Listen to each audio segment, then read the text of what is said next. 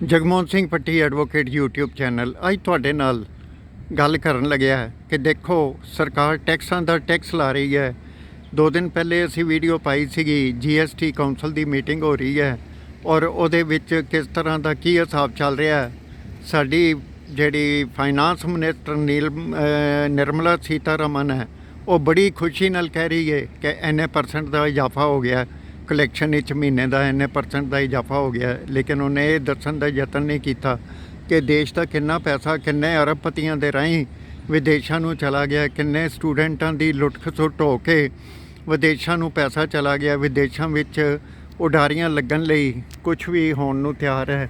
ਇਹ ਦੇਸ਼ ਦੇ ਪੈਸੇ ਨੂੰ, ਦੇਸ਼ ਦੇ ਰਿਜ਼ਰਵਸ ਨੂੰ ਸੈਟਬੈਕ ਹੈ ਜਾਂ ਕੀ ਹੈ ਕੀ ਨਹੀਂ। ਇਹਦੇ ਉੱਤੇ ਇੱਕ ਛੋਟੀ ਜੀ ਇੱਕ ਪੱਤਰਾ ਹੋਰ ਖੋਲ੍ਹਦੇ ਹੋਏ ਟੈਕਸ ਪ੍ਰੋਪਰਟੀ ਟੈਕਸ ਕੀ ਹੈ ਇਹਦੇ ਉੱਤੇ ਗੱਲ ਕਰਦੇ ਹਾਂ। ਪ੍ਰੋਪਰਟੀ ਤੁਹਾਡੇ ਨਾਂ 'ਤੇ ਰਜਿਸਟਰ ਹੈ ਅਤੇ ਫਿਰ ਉਹਦੇ ਉੱਤੇ ਟੈਕਸ ਕਿਉਂ? ਜਦੋਂ ਤੁਹਾਡੇ ਤੋਂ ਰਜਿਸਟ੍ਰੇਸ਼ਨ ਫੀਸ ਲੈ ਲਈ ਹੈ ਅਤੇ ਸਰਕਾਰ ਰੈਕਰਿੰਗ ਟੈਕਸ ਕਿਵੇਂ ਲਾ ਸਕਦੀ ਹੈ ਤੁਹਾਡੇ 'ਤੇ? ਜੇ ਰੈਕਰਿੰਗ ਟੈਕਸ ਲਾ ਰਹੀ ਹੈ ਤੁਹਾਡੇ 'ਤੇ ਫਿਰ ਉਸ ਟੈਕਸ ਦੀ ਵਰਤੋਂ ਕਿੱਥੇ ਹੋ ਰਹੀ ਹੈ ਅਤੇ ਦੁਰਵਰਤੋਂ ਕਿੱਥੇ ਹੋ ਰਹੀ ਹੈ ਅਤੇ ਕਿਵੇਂ ਕਿਸ ਹਿਸਾਬ ਨਾਲ ਕਦੀ ਸੜਕ ਭੰਨ ਦਿੱਤੀ ਅਤੇ ਕਦੀ ਤੋੜ ਦਿੱਤੀ ਅਤੇ ਕਦੀ ਬਣਾ ਦਿੱਤੀ। ਇਹੀ ਕੰਮ ਹੁੰਦਾ ਰਿਹਾ। ਵਿਦੇਸ਼ਾਂ ਦੇ ਵਿੱਚ ਸੜਕਾਂ ਜਿਹੜੀਆਂ ਬਾਰ-ਬਾਰ ਨਹੀਂ ਬਣਦੀਆਂ, ਬਾਰ-ਬਾਰ ਉਹਨਾਂ ਦੀ ਰੀਕਾਰਪੈਟਿੰਗ ਨਹੀਂ ਹੁੰਦੀ ਜਿਵੇਂ ਚੰਡੀਗੜ੍ਹ ਸ਼ਹਿਰ ਦੇ ਵਿੱਚ ਹੁੰਦੀ ਹੈ। ਇਹ ਦੇਸ਼ ਦੀ ਹਰਿਆਵਲ, ਦੇਸ਼ ਦਾ ਸੁਚੱਜਾਪਨ ਜਿਹੜਾ ਇਹ ਸਾਨੂੰ ਬਾਰ-ਬਾਰ ਯਾਦ ਕਰਾਉਂਦਾ ਹੈ।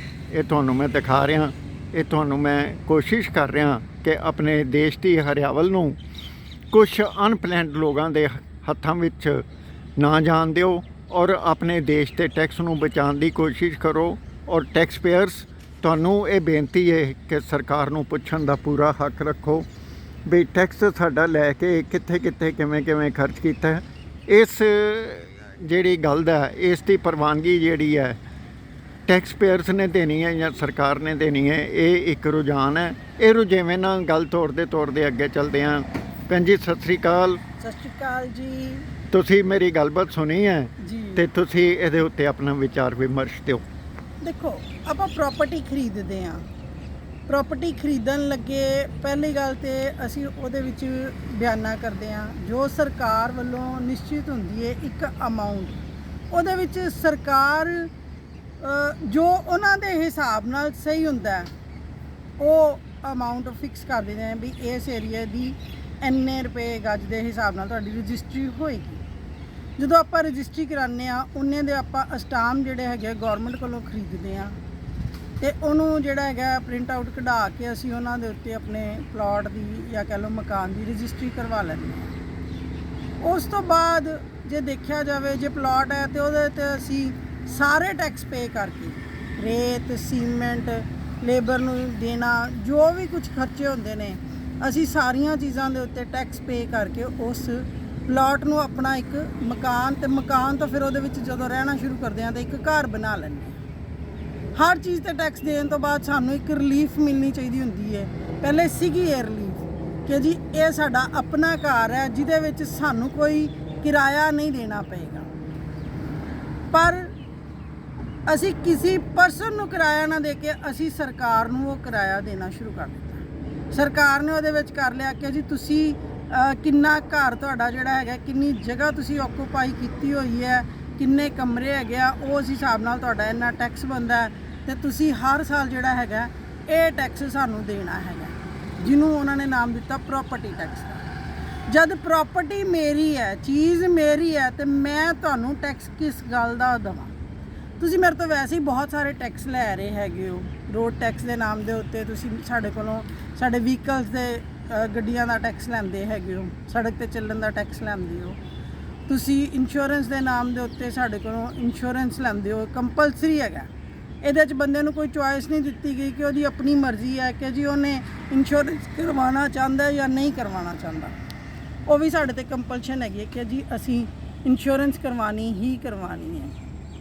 ਫਿਰ ਉਸ ਤੋਂ ਬਾਅਦ ਜਿਹੜਾ ਹੈਗਾ ਅਸੀਂ ਹਰ ਚੀਜ਼ ਦੇ ਉੱਤੇ ਯਾਨੀ ਮਾਰਨਿੰਗ ਤੋਂ ਲੈ ਕੇ ਰਾਤ ਤੱਕ ਅਸੀਂ ਜੋ ਵੀ ਯੂਜ਼ ਕਰਦੇ ਹਾਂ ਉਹਨਾਂ ਸਾਰੀਆਂ ਚੀਜ਼ਾਂ ਦੇ ਉੱਤੇ ਟੈਕਸ ਦਿੰਦੇ ਹੈਗੇ। ਪਰ ਇੱਕ ਚੀਜ਼ ਜਿਹੜੀ ਸਾਡੀ ਆਪਣੀ ਸੀਗੀ ਜਿਹਦੇ ਉੱਤੇ ਅਸੀਂ ਕੋਈ ਟੈਕਸ ਨਹੀਂ ਦਿੰਦੇ ਸੀਗੇ, ਉਹਦੇ ਉੱਤੇ ਵੀ ਸਰਕਾਰ ਨੇ ਜਿਹੜਾ ਹੈਗਾ ਟੈਕਸ ਲਗਾ ਦਿੱਤਾ, ਪ੍ਰੋਪਰਟੀ ਟੈਕਸ। ਜਦ ਕਿ ਜੇ ਆਪਾਂ ਨਕਸ਼ਾ ਪਾਸ ਕਰਵਾਉਂਦੇ ਆ ਤਦ ਵੀ ਅਸੀਂ ਸਰਕਾਰ ਨੂੰ ਫੀਸ ਦਿੰਦੇ ਆ ਉਸ ਨਕਸ਼ੇ ਨੂੰ ਪਾਸ ਕਰਵਾਉਣ ਦੀ। ਬਣਾਉਣ ਦੇ ਲਈ ਅਸੀਂ ਜੇ ਬਾਹਰ ਸਾਡੇ ਕੋਈ ਵੀ ਕਚਰਾ ਵਗੈਰਾ ਪੈਂਦਾ ਹੈਗਾ, ਕੋਈ ਵੀ ਜਿਹੜਾ ਜਿੱਦਾਂ ਕਹ ਲਓ ਵੇਸਟੇਜ ਜਿਹੜੀ ਹੁੰਦੀ ਆ ਅਸੀਂ ਆਪਣੀ ਰੋਡ ਦੇ ਉੱਤੇ ਰੱਖਦੇ ਆ, ਤੇ ਉਸ ਚੀਜ਼ ਦੀ ਵੀ ਜਿੱਦਾਂ ਕਹ ਲਓ ਅਸੀਂ ਸਰਕਾਰ ਨੂੰ ਪੇ ਕਰਦੇ ਆ ਕਿ ਜੀ ਅਸੀਂ ਇੰਨੀ ਦੇਰ ਸਰਕਾਰੀ ਜ਼ਮੀਨ ਯੂਜ਼ ਕਰ ਰਹੇ ਹੈਗੇ ਆ ਤੇ ਉਹਦੇ ਲਈ ਅਸੀਂ ਪੇ ਕਰਾਂਗੇ।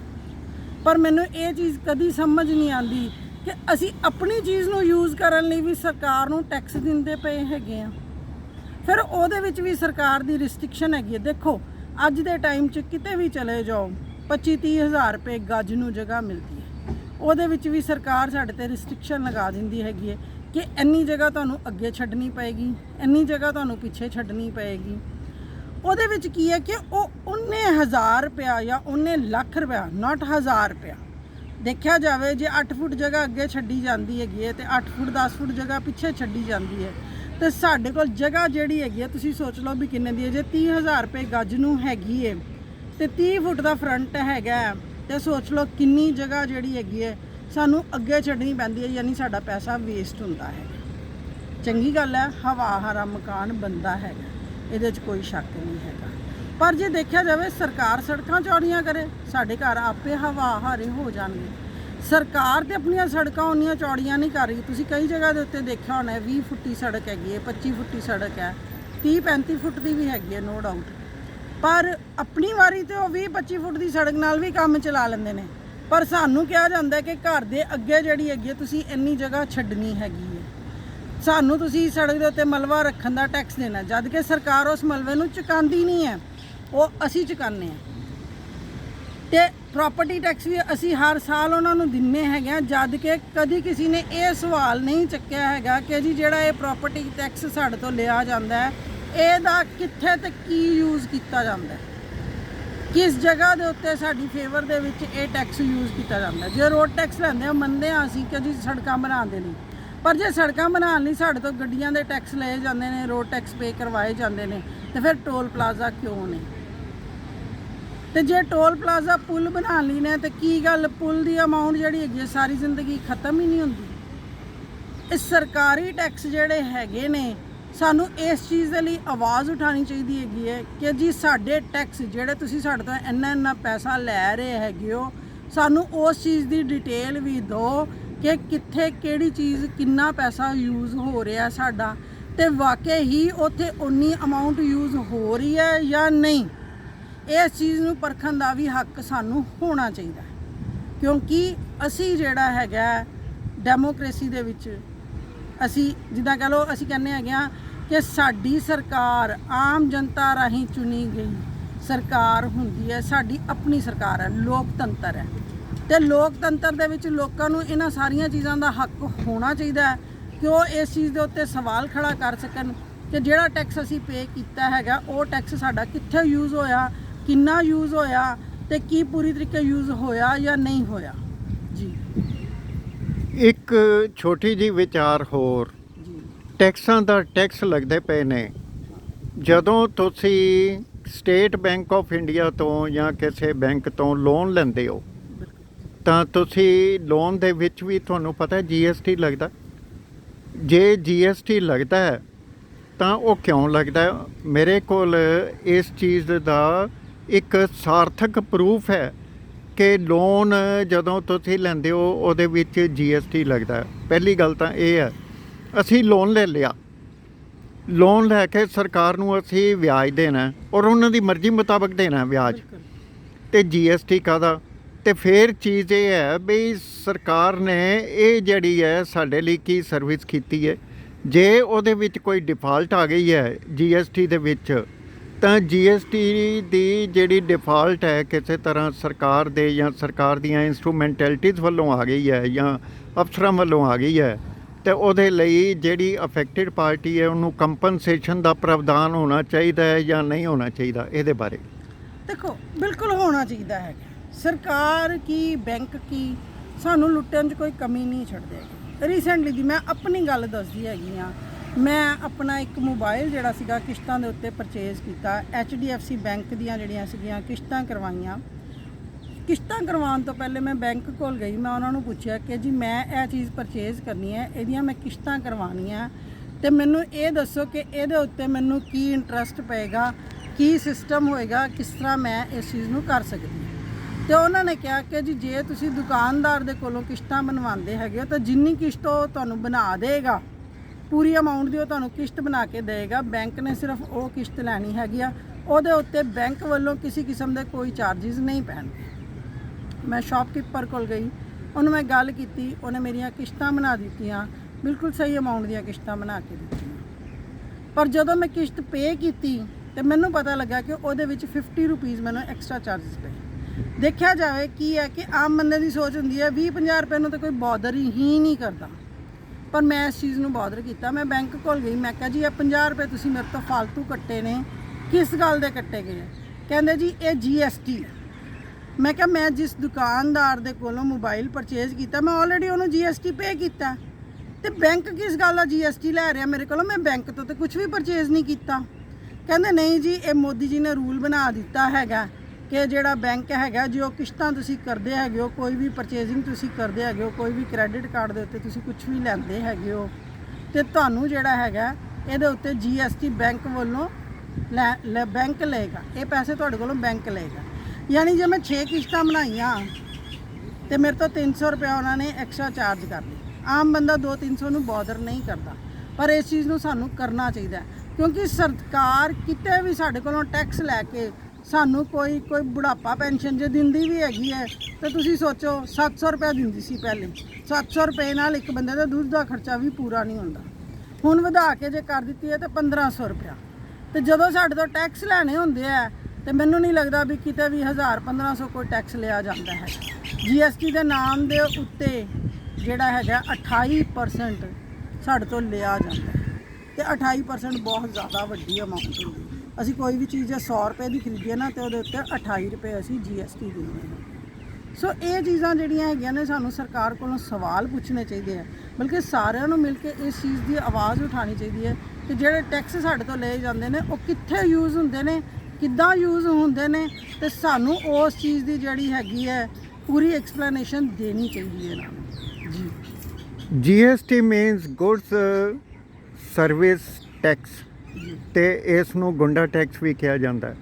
ਇਹ ਜਿਹੜੀ ਇਹ ਗੁੰਡਾਗਰਦੀ ਦਾ ਆਲਮ ਜਿਹੜਾ ਹੈ, ਫਿਰ ਇਸ ਨੂੰ ਪੁਗਾਉਣ ਦੇ ਵਾਸਤੇ ED ਇਨਕਮ ਟੈਕਸ ਤੇ ਹੋਰ ਕਈ ਇਦਾਂ ਦੇ ਦੰਦ ਜਿਹੜੇ ਨੇ ਸਰਕਾਰ ਨੇ ਰੱਖੇ ਹੋਏ ਨੇ ਤੁਹਾਡੀ ਖਰਚੇ ਤੇ, ਤੁਹਾਡੀ ਜਿਹੜੀ ਹੈ ਉਸ ਨੂੰ ਕੋਈ ਤੁਸੀਂ ਗੱਲ ਕਹੋ ਸਹੀ ਕਰੋ ਸਹੀ, ਉਹਦੇ ਉੱਤੇ ਨਕੀਲ ਪਾਉਣ ਵਾਸਤੇ ਰੱਖੇ ਹੋਏ ਨੇ। ਤੁਹਾਨੂੰ ਯਾਦ ਹੋਏਗਾ ਕੁਝ ਸਾਲ ਪਹਿਲੋਂ ਤੇਲਗੀ ਕਾਂਡ ਹੋਇਆ ਸੀ, ਤੇਲਗੀ ਸਟੈਂਪ ਘੁਟਾਲਾ 66,000 ਕਰੋੜ ਰੁਪਏ ਦਾ, ਤੇ ਉਸ ਦੇ ਵਿੱਚ ਜਿਹੜੇ ਅਫਸਰਾਂ ਦੀ ਮਿਲੀ ਭੁਗਤ ਸੀ ਅੱਜ ਤੱਕ ਸਾਰਵਜਨਕ ਨਹੀਂ ਹੋਈ। ਇਹਦੇ ਬਾਰੇ ਕੀ ਕਹੋਗੇ? ਦੇਖੋ ਸਾਡੇ ਦੇਸ਼ 'ਚ ਕੋਈ ਵੀ ਘੁਟਾਲਾ ਹੁੰਦਾ ਨਾ ਤੇ ਸਭ ਤੋਂ ਪਹਿਲੇ ਇਹ ਚੀਜ਼ ਕੀ ਕਰਦੇ ਹੈਗੇ ਕਿ ਜੀ ਅਸੀਂ ਇੱਕ ਕਮਿਸ਼ਨ ਬਿਠਾ ਦਿੱਤੀ ਹੈ, ਕਮਿਸ਼ਨ ਦੀ ਰਿਪੋਰਟ ਆਏਗੀ ਤੇ ਫਿਰ ਅਸੀਂ ਉਸ ਚੀਜ਼ ਨੂੰ ਪਨਿਸ਼ ਕਰਾਂਗੇ, ਉਹਨਾਂ ਲੋਕਾਂ ਨੂੰ ਪਨਿਸ਼ ਕਰਾਂਗੇ। ਪਰ ਪਹਿਲੀ ਗੱਲ ਤੇ ਕਮਿਸ਼ਨ ਦੀ ਰਿਪੋਰਟ ਨਹੀਂ ਆ। ਜੇ ਮੰਨ ਲਓ ਰਿਪੋਰਟ ਆ ਵੀ ਗਈ ਤੇ ਕਿਸੇ ਵੀ ਸਰਕਾਰੀ ਅਫਸਰਾਂ ਦੇ ਜਾਂ ਮੰਤਰੀਆਂ ਦੇ ਖਿਲਾਫ ਜੇ ਰਿਪੋਰਟ ਆਂਦੀ ਹੈਗੀ ਹੈ ਤੇ ਫਿਰ ਉਹ ਹੁੰਦਾ ਕਿ ਇਸ ਚੀਜ਼ ਨੂੰ ਅਸੀਂ ਚੈਲੰਜ ਕਰ ਦਿੱਤਾ ਤੇ ਇੱਕ ਹੋਰ ਨਵਾਂ ਕਮਿਸ਼ਨ ਸੈੱਟ ਕਰ ਦਿੱਤਾ ਜਾਂਦਾ ਹੈ। ਮਿਸਾਲ ਵਜੋਂ 84 ਰਾਈਟਸ ਦੇ ਜਿਹੜਾ ਕਮਿਸ਼ਨ ਹੈਗਾ ਉਹ ਹੁਣ ਤੱਕ ਬੈਠਾ ਹੋਇਆ ਤੇ ਉਹਨਾਂ ਕੋਲੋਂ ਕੋਈ ਫੈਸਲਾ ਹਾਲੇ ਤੱਕ ਸਾਦਰ ਨਹੀਂ ਹੋਇਆ ਕਿ ਉਹ ਰਾਈਟਸ ਕਿਸ ਵਜ੍ਹਾ ਕਰਕੇ ਹੋਏ ਸੀ, ਕਿਹਨਾਂ ਦੇ ਕਾਰਨਾਂ ਕਰਕੇ ਹੋਏ ਸੀ ਤੇ ਕਿਸ ਬੰਦੇ ਦਾ ਉਸ ਦੇ ਪਿੱਛੇ ਹੱਥ ਸੀਗਾ। ਨਸਲ ਕੁਸ਼ੀ ਨੂੰ ਰਾਈਟਸ ਦਾ ਨਾਂ ਦੇ ਕੇ ਇਹਨਾਂ ਨੇ ਪੱਲਾ ਝਾੜਨ ਦੀ ਕੋਸ਼ਿਸ਼ ਕੀਤੀ। ਟੈਕਸ ਉਹਦੇ ਵਿੱਚ ਕਮਿਸ਼ਨ ਜਿਹੜੇ ਸੀ ਉਹਦੇ ਵਿੱਚ 9 ਰਿਪੋਰਟਾਂ ਸੀਗੀਆਂ, ਕੁਝ ਕਮਿਸ਼ਨ ਵੀ ਸੀ ਤੇ ਕੁਝ ਰਿਪੋਰਟਾਂ ਵੀ ਸੀ। ਜੇ ਸਰਕਾਰ ਉਹਨਾਂ ਨੂੰ ਅਮਲ ਦਰਾਮਦ ਕਰਕੇ ਕਾਰਵਾਈ ਕਰ ਦਿੰਦੀ ਤੇ ਅੱਜ ਜਿਹੜਾ ਭਾਰਤ ਵਰਸ਼ ਹੈ, ਇੰਡੀਆ, ਇਹ ਅੱਜ ਜਲਦਾ ਨਾ ਹੁੰਦਾ। ਇੱਥੇ ਮੈਂ ਇੱਕ ਗੱਲ ਕਹਿਣੀ ਚਾਹਾਂਗਾ, ਇਜ਼ਰਾਈਲ ਇੱਕ ਦੁਨੀਆ ਦਾ ਐਡਾ ਪਿਆਰਾ ਦੇਸ਼ ਹੈ ਜਿਹਦੀ ਵਸੋਂ ਜਿਹੜੀ ਹੈ 88 ਲੱਖ ਦੇ ਕਰੀਬ ਹੈ ਔਰ ਦੁਨੀਆ ਦਾ ਸਭ ਤੋਂ ਵੱਡਾ ਤਾਕਤਵਰ ਦੇਸ਼। ਔਰ ਉੱਥੇ ਕੋਈ ਵੀ ਜਿਊ ਜਿਹੜਾ ਯਹੂਦੀ, ਜਿਹਨੂੰ ਅਸੀਂ ਕਹਿੰਦੇ ਹਾਂ ਜਿਊ ਨੂੰ ਯਹੂਦੀ ਕਹਿੰਦੇ ਹਾਂ, ਦੁਨੀਆ ਦੇ ਕਿਸੇ ਵੀ ਕੋਨੇ ਤੋਂ ਜਾ ਕੇ ਉੱਥੇ ਘਰ ਬਣਾ ਸਕਦਾ ਹੈ, ਰਹਿ ਸਕਦਾ, ਆਪਣੀ ਆਜ਼ਾਦੀ ਮਾਣ ਸਕਦਾ ਹੈ। ਤੇ ਸਾਡੀ ਭਾਰਤ ਸਰਕਾਰ ਪਾਕਿਸਤਾਨ ਤੋਂ ਆਏ ਹਿੰਦੂਆਂ ਨੂੰ ਤੇ ਸਿੱਖਾਂ ਨੂੰ, ਅਫਗਾਨਿਸਤਾਨ ਤੋਂ ਆਏ ਹਿੰਦੂਆਂ ਤੇ ਸਿੱਖਾਂ ਨੂੰ ਸਿਟੀਜ਼ਨਸ਼ਿਪ ਦੇਣ ਲਈ ਕਿੰਨੀਆਂ ਲਿਲਕੜੀਆਂ ਕਢਵਾਉਂਦੀ ਹੈ ਤੇ ਕੀ ਕੁਝ ਕਰਦੀ ਹੈ। ਕੀ ਇਹ ਕੰਮ ਅਸੀਂ ਨਹੀਂ ਕਰ ਸਕਦੇ? ਕੀ ਇਹ ਟੈਕਸਾਂ ਦੇ ਜਿਹੜੀ ਲੁੱਟ ਖਸੁੱਟ ਹੋ ਰਹੀ ਹੈ ਉਹਦੇ ਦਾਇਰੇ ਵਿੱਚ ਸਾਡੇ ਇਹ ਹਿੰਦੂ ਜਾਂ ਸਿੱਖ ਵੀਰ ਆਉਂਦੇ ਨੇ ਜਾਂ ਨਹੀਂ ਆਉਂਦੇ? ਇਹਦੇ ਬਾਰੇ ਦੇਖੋ, ਮੈਂ ਤਾਂ ਪਹਿਲੇ ਹੀ ਕਹਿੰਦੀ ਪਈ ਹਾਂ ਕਿ ਸਰਕਾਰ ਦੀਆਂ ਬਹੁਤ ਸਾਰੀਆਂ ਧਾਂਦਲੀਆਂ ਹੈਗੀਆਂ ਨੇ ਜਿਨ੍ਹਾਂ ਨੂੰ ਅਸੀਂ ਦਰਗੁਜ਼ਰ ਜਾਂ ਕਹਿ ਲਓ ਨਜ਼ਰਅੰਦਾਜ਼ ਕੀਤਾ ਹੋਵੇ। ਹੁਣ ਵਕਤ ਹੈਗਾ ਕਿ ਜੇ ਅਸੀਂ ਹੁਣ ਵੀ ਨਾ ਜਾਗੇ ਤੇ ਫਿਰ ਅਸੀਂ ਇੰਨੀ ਬੁਰੀ ਤਰੀਕੇ ਦਬਾ ਦਿੱਤੇ ਜਾਵਾਂਗੇ ਕਿ ਤੁਹਾਡਾ ਉੱਠਣਾ ਨਾਮੁਮਕਿਨ ਹੋ ਜਾਏਗਾ। ਸਾਡੇ ਬੱਚੇ ਜਿਹੜੇ ਹੈਗੇ ਆ ਇਸੇ ਕਰਕੇ ਬਾਹਰ ਭੱਜ ਰਹੇ ਆ। ਅੱਜ ਜੇ ਦੇਖਿਆ ਜਾਵੇ ਤਾਂ ਕੈਨੇਡਾ ਜਿਹੜਾ ਹੈਗਾ ਛੋਟਾ ਪੰਜਾਬ ਕਹਿ ਸਕਦੇ ਹਾਂ ਉਹਨੂੰ ਅਸੀਂ, ਕਿਉਂਕਿ ਪੰਜਾਬੀ ਸਾਰਾ ਉੱਠ ਕੇ ਉੱਥੇ ਜਾ ਰਿਹਾ। ਜਿੰਨੀ ਨਵੀਂ ਨਸਲ ਹੈਗੀ ਹੈ ਉਹਨੂੰ ਇੱਥੇ ਕੁਝ ਨਹੀਂ ਲੱਭ ਰਿਹਾ। ਨਾ ਤੇ ਇੱਥੇ ਉਹਨਾਂ ਲਈ ਅੱਛਾ ਵਾਤਾਵਰਨ ਹੈ, ਨਾ ਉਹਨਾਂ ਲਈ ਅੱਛੀ ਖੁਰਾਕ ਹੈਗੀ ਹੈ। ਮਿਲਾਵਟੀ ਖਾਣਾ ਹੈ। ਦੇਖਿਆ ਜਾਵੇ ਬੜੇ ਮਜ਼ੇ ਨਾਲ ਦੱਸਿਆ ਜਾਂਦਾ ਹੈ ਕਿ ਜੀ ਦੁੱਧ ਦੀ ਮਿਲਾਵਟ ਇੱਦਾਂ ਕਰਕੇ ਦੁੱਧ ਬਣਦਾ ਹੈਗਾ, ਤੇ ਜਿਹੜਾ ਬੰਦਾ ਨਹੀਂ ਵੀ ਬਣਾਉਂਦਾ ਨਾ ਉਹ ਵੀ ਬਣਾਉਣ ਲੱਗ ਪੈਂਦਾ ਹੈ। ਬਹੁਤ ਸਾਰੀਆਂ ਚੀਜ਼ਾਂ ਮਿਲਾਵਟੀ ਨੇ। ਕੀ ਗੱਲ ਸਾਡੇ ਇੰਨੇ ਸਰਕਾਰੀ ਅਫਸਰ ਹੈਗੇ ਨੇ ਜਿਹੜੇ ਸੈਂਪਲ ਚੈੱਕ ਕਰਦੇ ਹੈਗੇ ਨੇ ਕਿ ਉਹ ਇਹਨਾਂ ਨੂੰ ਫੜ ਕੇ ਕਦੀ ਪਨਿਸ਼ ਨਹੀਂ ਕਰ ਸਕਦੇ। ਇੱਥੇ ਮੈਂ ਇੱਕ ਚੀਜ਼ ਜਿਹੜੀ ਮੇਰੇ ਦਿਮਾਗ 'ਚ ਹੋਰ ਆਉਂਦੀ ਪਈ ਹੈ ਕਿ ਚਾਈਨਾ ਤੋਂ ਆਏ ਸਮਾਨ ਨੂੰ ਸਾਡੀ ਸਰਕਾਰ ਬੈਨ ਕਰਦੀ ਹੈ। ਚਾਈਨੀਜ਼ ਡੋਰਾਂ ਨੂੰ ਬੈਨ ਕਰਦੀ ਹੈ। ਠੀਕ ਹੈ, ਜੇ ਦੁਕਾਨ ਤੇ ਕੋਈ ਵੇਚੇਗਾ ਜਾਂ ਕੋਈ ਕਰੇਗਾ ਤੇ ਉਹਦੇ ਖਿਲਾਫ ਐਕਸ਼ਨ ਲਿਆ ਜਾਏਗਾ। ਪਹਿਲੇ ਮੈਂ ਸਰਕਾਰ ਨੂੰ ਇਹ ਚੀਜ਼ ਪੁੱਛਣਾ ਚਾਹਾਂਗੀ ਕਿ ਚਾਈਨੀਜ਼ ਡੋਰਾਂ ਬਾਰਡਰ ਪਾਰ ਕਰਕੇ ਆਂਦੀਆਂ ਕਿੱਦਾਂ ਨੇ ਸਾਡੇ ਦੇਸ਼ 'ਚ ਸਾਡੀ ਮਰਜ਼ੀ ਤੋਂ ਬਿਨਾ। ਹੁਣ ਮੈਂ ਕਹਿੰਦੀ ਹਾਂ ਮੇਰਾ ਘਰ ਹੈ, ਮੇਰੀ ਮਰਜ਼ੀ ਤੋਂ ਬਿਨਾ ਮੇਰੇ ਘਰ 'ਚ ਕਿੱਦਾਂ ਕੋਈ ਐਂਟਰ ਕਰ ਜਾਂਦਾ? ਮੈਂ ਦਰਵਾਜ਼ਾ ਖੋਲ੍ਹਦੀ ਹਾਂ ਤਦ ਹੀ ਕੋਈ ਅੰਦਰ ਆਉਂਦਾ। ਜੇ ਮੈਂ ਚਾਈਨਾ ਬਾਰਡਰ ਦੇ ਉੱਤੇ ਮੈਂ ਇਸ ਚੀਜ਼ ਦੀ ਰਿਸਟ੍ਰਿਕਸ਼ਨ ਲਗਾ ਦੇਵਾਂ ਕਿ ਜੀ ਇਹ ਸਮਾਨ ਮੇਰੇ ਕੰਟਰੀ ਦੇ ਵਿੱਚ ਐਂਟਰ ਨਹੀਂ ਕਰੇਗਾ, ਤੇ ਫਿਰ ਕਿੱਦਾਂ ਉਹ ਚਾਈਨੀਜ਼ ਡੋਰਾਂ ਸਾਡੇ ਇੱਥੇ ਲੋਕਲ ਦੇ ਵਿੱਚ ਆ ਕੇ ਵਿਕਦੀਆਂ ਨੇ, ਤੇ ਫਿਰ ਬਹੁਤ ਸਾਰੇ ਲੋਕਾਂ ਦੇ ਗਲੇ ਕੱਟਦੀਆਂ ਨੇ, ਤੇ ਬਹੁਤ ਸਾਰੇ ਲੋਕ ਜਿਹੜੇ ਹੈਗੇ ਮੌਤ ਦੀ ਗੱਡੀ ਚੜ੍ਹ ਜਾਂਦੇ ਹੈਗੇ। ਅਧਿਕਾਰੀਆਂ ਦੀ ਮੁਸਤੈਦੀ ਇਹ ਇੱਕ ਵਾਕਈ ਕਾਬਲੇ ਤਾਰੀਫ ਹੈ, ਸ਼ਲਾਘਾਯੋਗ ਕਦਮ ਹੈ। ਜਿਹਨੂੰ ਫੜਨਾ ਹੁੰਦਾ ਹੈ ਮਿੰਟ ਇੱਕ ਲਾਉਂਦੇ ਨੇ, ਫੜ ਲੈਂਦੇ ਨੇ, ਐਲੀਗੇਸ਼ਨ ਵੀ ਲਾ ਦਿੰਦੇ ਨੇ, ਚਾਰਜ ਸ਼ੀਟ ਵੀ ਬਣ ਜਾਂਦੀ ਹੈ, 5000 ਸਫ਼ਿਆਂ ਦੀ ਚਾਰਜ ਸ਼ੀਟ ਬਣ ਜਾਂਦੀ ਹੈ ਵੀ ਬੰਦਾ ਪੜ੍ਹ ਹੀ ਨਾ ਸਕੇ। ਤੇ ਜਦੋਂ ਪੁਲਵਾਨਾ ਵਰਗੇ ਕਾਂਡ ਹੁੰਦੇ ਨੇ ਉੱਥੇ ਇਹ ਨਹੀਂ ਪਤਾ ਲੱਗਦਾ ਵੀ ਇਹ ਕਾਂਡ ਹੋ ਕਿਵੇਂ ਗਿਆ। ਇਹ ਅਜੇ ਤੱਕ ਨਹੀਂ ਪਤਾ ਲੱਗਿਆ। ਦੇਸ਼ ਦੇ ਲਈ ਇੱਕ ਸਵਾਲ ਹੈ ਬੜਾ ਵੱਡਾ। ਇਹ ਟੈਕਸ ਪੇਅਰਸ ਦੀ ਮਨੀ, ਟੈਕਸ ਪੇਅਰਸ ਦੇ ਜਿਹੜੇ ਨੇ ਉਹਨਾਂ ਨਾਲ ਖਿਲਵਾੜ, ਉਹਨਾਂ ਦੀ ਜ਼ਿੰਦਗੀ ਨਾਲ ਖਿਲਵਾੜ, ਦੇਸ਼ ਨਾਲ ਖਿਲਵਾੜ ਕੌਣ ਕਰੇਗਾ? ਇਸ 'ਤੇ ਇਹ ਥੋੜ੍ਹਾ ਬਹੁਤਾ ਇਤਬਾਰ ਜਿਹੜੀ ਸਾਡੀ ਦੇਸ਼ ਦੀ ਜਿਹੜੀ ਹੈ ਸਿਸਟਮ ਦੀ ਵਿਵਸਥਾ ਉਸ ਨੂੰ ਟੈਕਸ ਲਾਉਣ ਦੀ ਜ਼ਰੂਰਤ ਹੈ। ਤੇ ਇਹ ਟੈਕਸ ਦੀ ਕੁਹਾੜੀ ਜਿਹੜੀ ਹੈ ਉਹਨਾਂ ਉੱਤੇ ਵੀ ਚੱਲਣੀ ਚਾਹੀਦੀ ਹੈ, ਅਕਾਊਂਟੇਬਿਲਟੀ ਹੋਣੀ ਚਾਹੀਦੀ ਹੈ। ਹੁਣੇ ਸੁਪਰੀਮ ਕੋਰਟ ਦੀ ਇੱਕ ਜੱਜਮੈਂਟ ਆਈ ਹੈ ਤੇ ਜਿਹਦੇ ਵਿੱਚ ਉਹਨਾਂ ਨੇ ਇਹ ਕਿਹਾ ਵੀ ਪਬਲਿਕ ਆਫਿਸਰ ਜਿਹੜਾ ਅਕਾਊਂਟੇਬਲ ਹੈ, ਤੇ ਜੇ ਉਹ ਅਕਾਊਂਟੇਬਿਲਟੀ ਜਿਹੜੀ ਉਹਦੀ ਬਣਦੀ ਹੈ ਤੇ ਉਹਦੇ ਲਈ ਫਿਰ ਅੱਗੋਂ ਡਿਸਪਲਿਨਰੀ ਐਕਸ਼ਨ ਤੇ ਕਈ ਹੋਰ ਰਸਤੇ ਨਿਕਲਦੇ ਨੇ। ਗੱਲਾਂ ਇੰਨੀਆਂ ਕੋਈ ਜ਼ਿਆਦਾ ਨਹੀਂ। ਮੇਰੀ ਇਹ ਵੀਡੀਓ ਦੇਸ਼ ਹਿੱਤ ਲਈ ਪਾ ਦਿੱਤੀ ਗਈ ਹੈ, ਤੁਹਾਡੇ ਲਈ ਪਾ ਦਿੱਤੀ ਗਈ ਹੈ, ਟੈਕਸ ਪੇਅਰਸ ਦੇ ਹਿੱਤ ਲਈ ਪਾ ਦਿੱਤੀ ਗਈ ਹੈ। ਮੇਰੇ ਚੈਨਲ ਐਡਵੋਕੇਟ ਜਗਮੋਹਨ ਸਿੰਘ ਭੱਟੀ ਨੂੰ ਵੱਧ ਤੋਂ ਵੱਧ ਸਬਸਕ੍ਰਾਈਬ ਕਰ ਦੇਣਾ। ਇਸ ਵੀਡੀਓ ਨੂੰ ਹਰ ਇੱਕ ਦੇ ਹੱਥ 'ਚ ਪਹੁੰਚਾ ਦੇਣਾ। ਔਰ ਇੱਕ ਬੇਨਤੀ ਇਹ ਵੀ ਹੈ, ਲਾਈਕ ਵੀ ਦੇ ਦੇਣਾ, ਫੀਡਬੈਕ ਵੀ ਦੇ ਦੇਣਾ। ਜੇ ਇਸ ਨੂੰ YouTube ਚੈਨਲ ਤੋਂ ਦੇਖੋ, ਚੈਨਲ ਨੂੰ ਸਬਸਕ੍ਰਾਈਬ ਵੀ ਕਰ ਦੇਣਾ। ਤੇ ਤੁਹਾਡੇ ਜਿਹੜੇ ਹੈ ਫੀਡਬੈਕ, ਤੁਹਾਡੀਆਂ ਜਿਹੜੀਆਂ ਗੱਲਾਂ ਉਹਨਾਂ ਦਾ ਇੰਤਜ਼ਾਰ ਰਹਿੰਦਾ। ਗੱਲਾਂ ਇੰਨੀਆਂ ਕੋਈ ਜ਼ਿਆਦਾ ਨਹੀਂ। ਸਤਿ ਸ਼੍ਰੀ ਅਕਾਲ ਭੈਣ ਜੀ। ਸਤਿ ਸ਼੍ਰੀ ਅਕਾਲ ਜੀ।